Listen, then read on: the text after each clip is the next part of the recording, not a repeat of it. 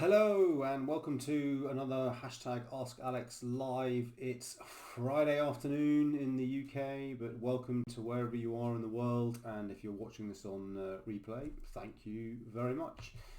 Another week of lockdown. Feels like Groundhog Day. It's been a good week. It's been an interesting week actually. What are we going to cover today? So we're going to look at some stats that were released for Facebook and LinkedIn. We're going to cover off some feedback I received from some client workshops, which was a little unexpected, but what I then did to react to that. And then we're going to look at, I'm talking to a company at the moment, and they're looking at a CRM deploy, and I am kind of helping shape some conversations around, well, okay, you've got all the technology, the platforms, and so on, but what does this all actually mean, and how can you actually monetize this as it will? How can you actually make it all add up in terms of what is the revenue that we're trying to generate? But if we start to look at some stats initially. So some crazy numbers came out today. So if I'm just going to do this, I'm going to do a bit of this. And hopefully you can now see the screen. So Facebook closes in on a new milestone of 3 billion total users across its platform, which is insane when you think about it. So this is from Social Media Today. I get a newsletter. It's worth signing up to if you're interested in this kind of stuff and data. So monthly active users, so MAUs, we can see we're just tipping over the 2.6 billion number. Daily active users, so every day you got 1.7 billion. It's just nuts. But then this is what kind of stood out. If we take down to what they were talking about here, is that they're close to 3 billion people using a Facebook product. So that's Facebook, Insta, WhatsApp, and Messenger, and so on.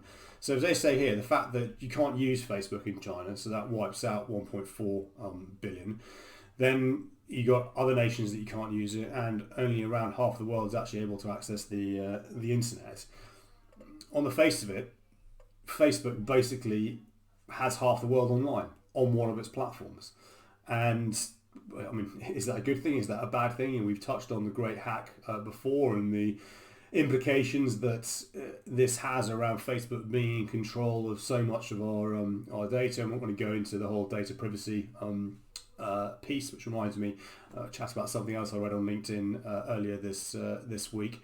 But 3 billion people are using Facebook on a monthly basis, and we're getting close to 3 billion people using Facebook across all the things, and that's just crazy. And as more and more countries come on online, that number's only going to go one way. And of course, we've seen the importance of connectivity. We've seen the importance of what social media has played in the current world, and the ability to talk to friends, family, connect to work, etc. But I just think that for those of you that think Facebook is going to go away, it's not going to go away.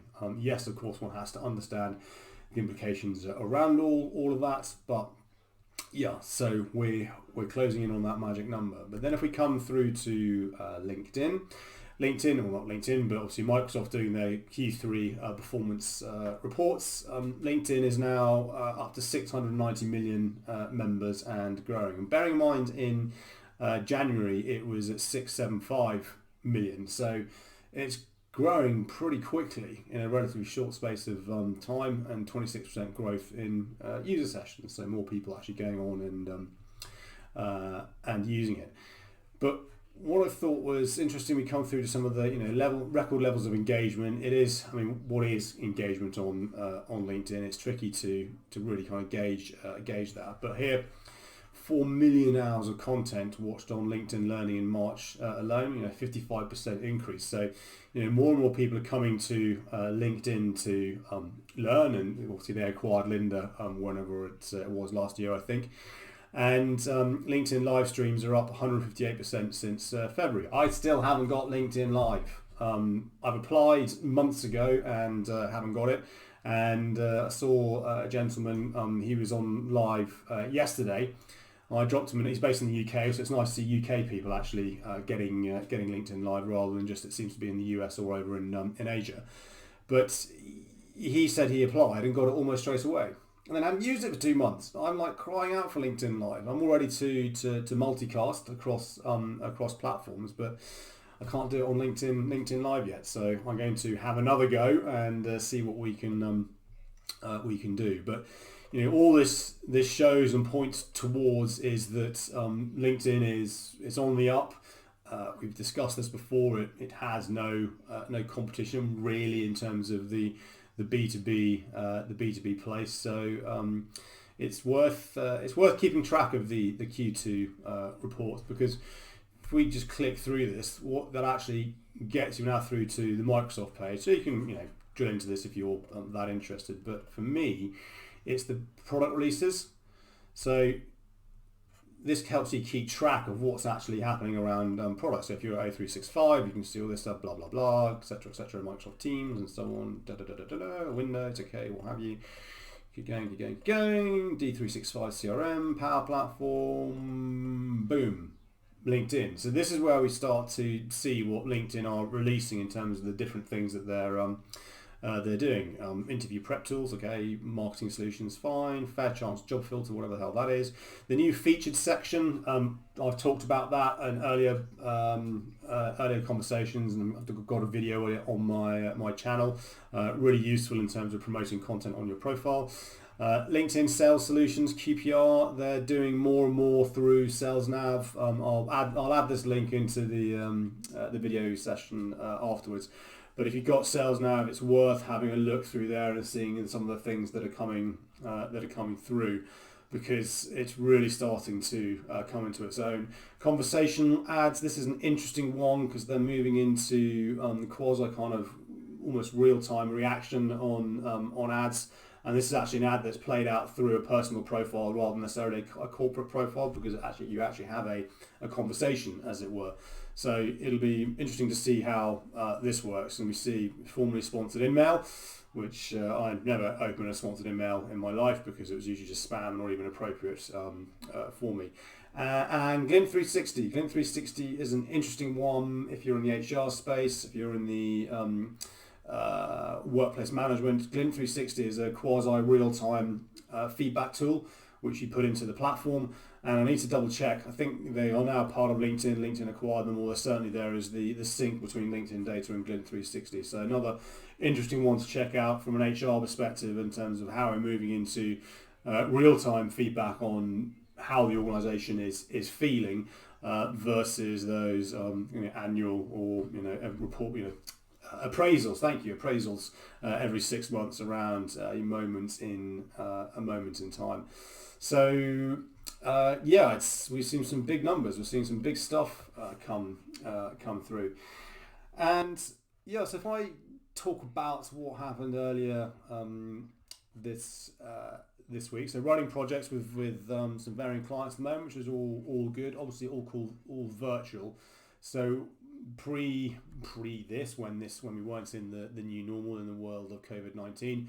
Of course, we'd run a lot of the workshops face to face, so we'd be in the room. You could read the room. You could gauge how the audience or the attendees were reacting to your sessions, and you can read it. And then if you see someone's kind of switching off and not really engaged, then maybe sort of focus more on that individual and so on. Now, of course, when you're doing this this, not that I can see anyone, it's much harder because you have got, dare I say, 10, 20, 30 little icons if people are turning their videos on or not. So it's very difficult to gauge the engagement. And yes, of course, you can run polls, but people may or may not respond. But it's kind of moments in time. So of course, we'll want to get feedback more so than ever around how it's going, what can be improved, etc. And clients running this through their feedback mechanism, so they're holding all the data, and we don't have to kind of worry about that side of things. Anyway, so the feedback was shared, and I read through the email, and I'll say this: it was one of the worst pieces of feedback I've ever received.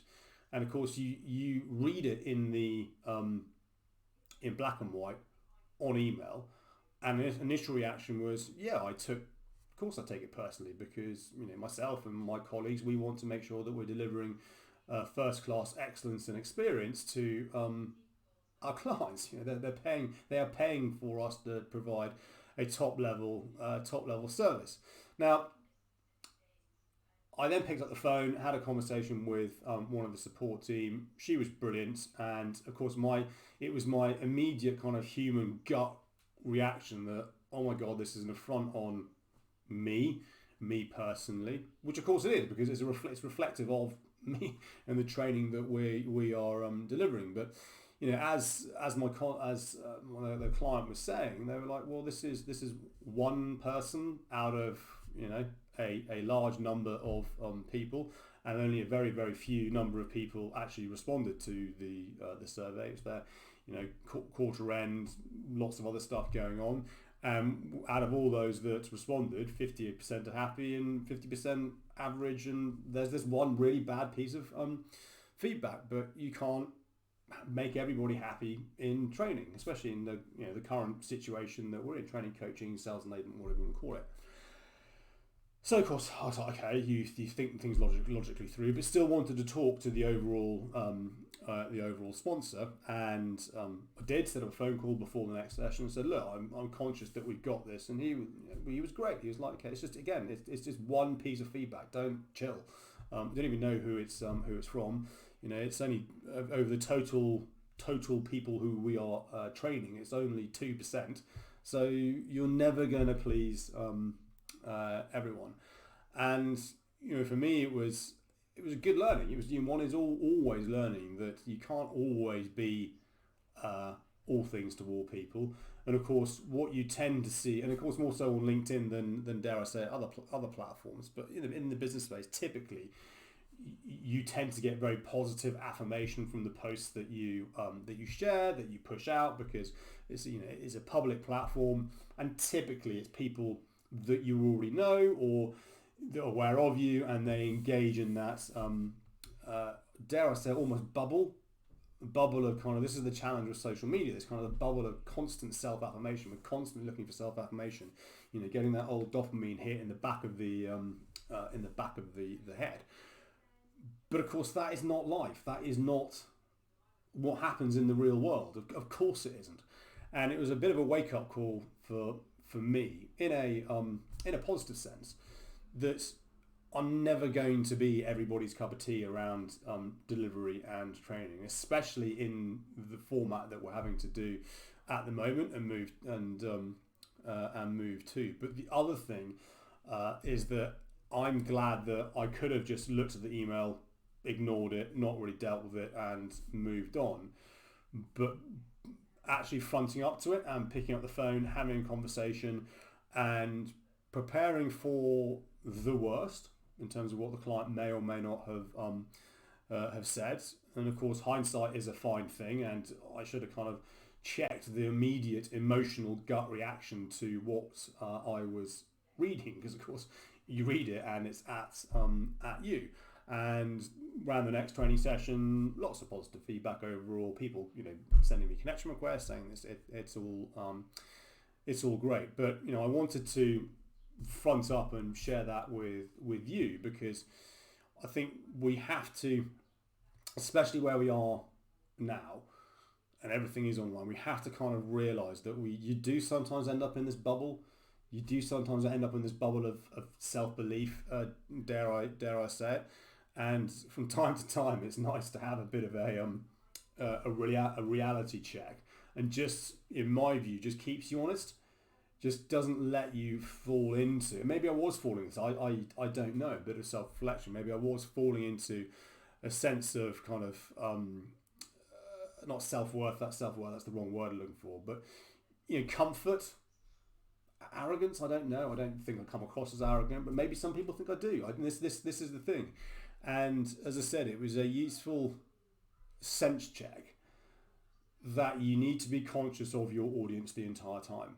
And you need to be conscious that there are going to be parts of the audience who aren't engaging with you. And if you've got that in the back of your head, then you can change your style of it, you can up it, you can change tempos, speed things up, slow things down, be a bit more provocative, not call out people in terms of you're not enjoying it, but call out people to have questions with you and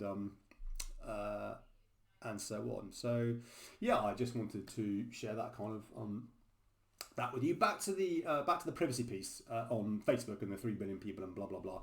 I have downloaded the contacts tracing COVID-19 thingy-majobly. If you're in the UK, it's the C19 app, which is by King's College and so on. So I'll hold it up to the thing. It's this one. Ooh, that's front.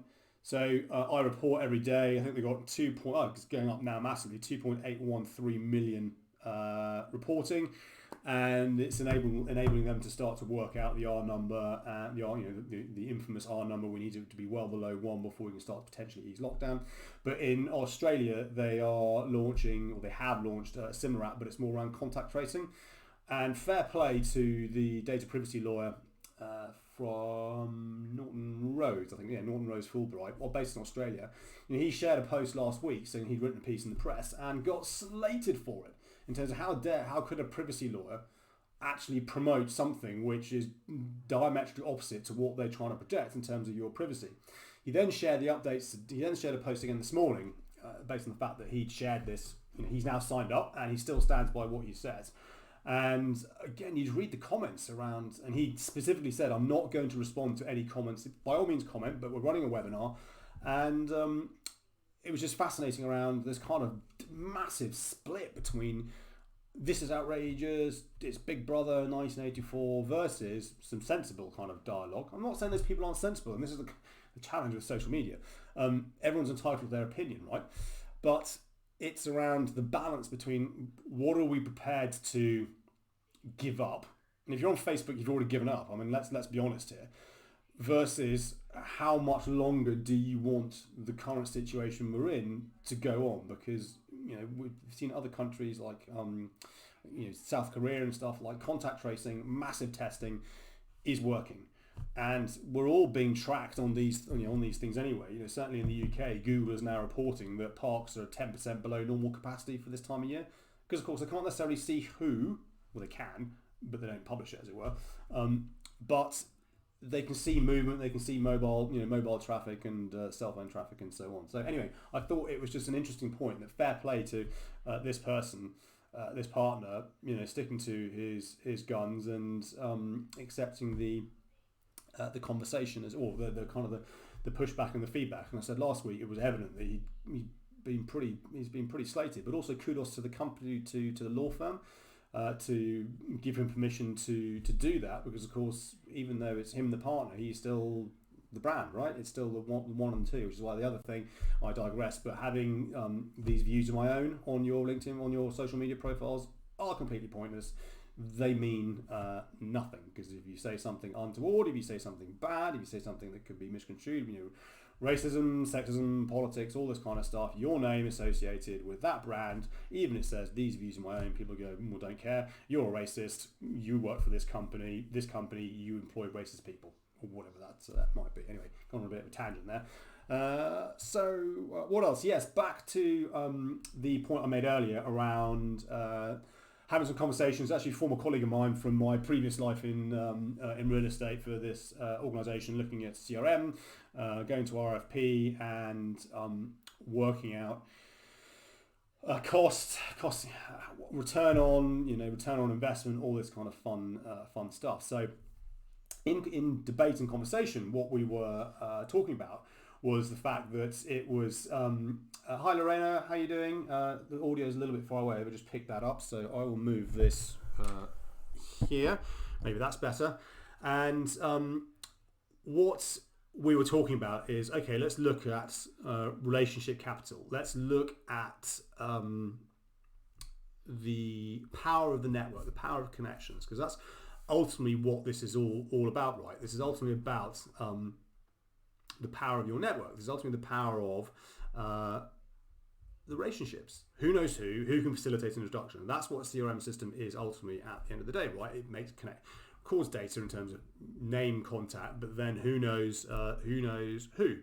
Much like LinkedIn, much like Sales Navigator, Team Link, and they're considering Sales Navigator as part of the overall solution, whether they go down whichever CRM route it is. So we have this little kind of model which we work with, and we're talking to organizations around all of this, which is kind of working out, you kind of work it backwards really.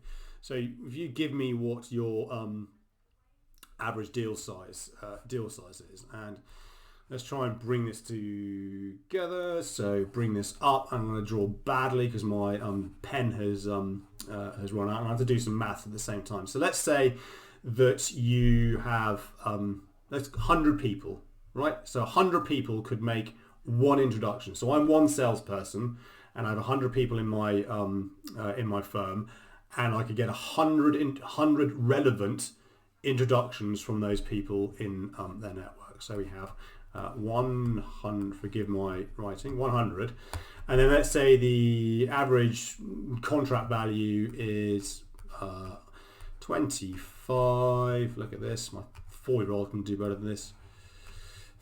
25k. So 100 introductions, unique introductions via those 100 employees that work within my company. Times that 25,000, so 100 times 25,000 gets you to 25 million. Let me just double check. It is 25 million, I believe. Hang on. My maths is terrible. It's been a long week and I'm tired. Times by 25. Yes, no, sorry, 2.5 million. 2.5 million. So from here, we get to this number here. So 2.5 million pounds. So 100 people can give you potentially, because remember this is starting conversations. This is about starting conversations. 2.5 million pounds worth of opportunity, assuming those introductions are relevant and appropriate. But if we then start to think about the size of large organisations, and with this organisation they are 10,000 plus employees. So I then said, okay, let's imagine we take this to 1,000. That's okay. So then we take it to 1,000 employees can make one introduction. So if we put an extra 0 on here, rather than having 2.5, this then gets you to that 25 million. So this is how you can start to, this is an opportunity. It's not guaranteed that it's going to close. It's not guaranteed that you're going to win this, but this could be 25 million pounds, euro, dollars, whatever, of opportunity within the network of those 1,000 people. Now this is where you can start to understand why it's so why it's so critical that your CRM strategy is robust, that your CRM strategy, the platform's the platform, right? It doesn't matter whether it's Salesforce, Dynamics, any other ones that are out there. Because if you can start to bring all this data together, if you can start to connect all of this, then if you start to consider that most people have 500 connections on LinkedIn, so you can start to bring in your LinkedIn data into this. Then if you layer that again with something like IntraHive, so IntraHive is an awesome tool which looks at email traffic, who knows who, starts to work out relationship scoring, and starts to give you almost a quasi real-time view of actually what's happening in the within the organization in terms of I email someone 10 times, they don't respond, I know that person, the relationship is weak. I email someone else 10 times, they respond 10 times, that person's record is not in CRM. Then IntraHive can put that record in this record of truth into CRM, and then you start to stitch it all together. So what you can then start to see is that actually, if you've got let's say this company in question, 10,000 employees, but we can just activate 1,000 of those people to start to bring their networks to life. And this, I'm not even talking about social selling here. I'm not even talking about how you leverage content, network, and so on. This is just basically, that person, we would like an introduction. Could you make an introduction? That's all I'm talking about. If we could harness that, it's just so immensely powerful. However, big however in all of this is that it comes down to the culture of the company, because if you are not answering the what's in it for me, the end user, to do this, to engage with this, why should I do this? What I'm doing works perfectly well. Everybody knows me who needs to know me, etc., etc. Why should I engage with this when what I do works well? It's never ever going to work, no matter what sort of great programming or great technology in place that you may well have. And I recall in previous lives where people wouldn't want to connect with people on LinkedIn. I'm not going to go onto this collaboration platform because I've got my BlackBerry. I don't want my BlackBerry.